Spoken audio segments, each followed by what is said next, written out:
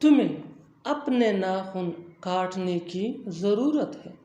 ہمیں وہاں بولنے کی ضرورت ہے. تمہیں زیادہ محنت سے کام کرنے کی ضرورت ہے. مجھے پڑھائی کرنے کی ضرورت ہے. ان جملوں میں ہم بول رہے ہیں ضرورت ہونا. اس کے لیے آپ کو یوز کرنا ہوگا need.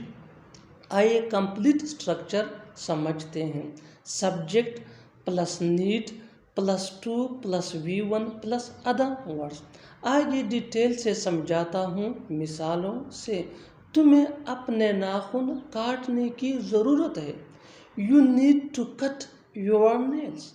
You need to cut your nails. ہمیں وہاں بولنے کی ضرورت ہے. We need to speak there. We need to speak there. تمہیں زیادہ محنت سے کام کرنے کی ضرورت ہے. You need to work harder. You need to work harder. مجھے پڑھائی کی ضرورت ہے. I need to study. اور آخر میں یہ سینٹنس آپ کے لیے کامنٹ سیشن میں اس کا جواب ضرور دینا. اسے اسکول جانے کی ضرورت ہے. اسے اسکول جانے کی ضرورت ہے. Subscribe English page for more advanced English sentence structure. Thanks, Mandana.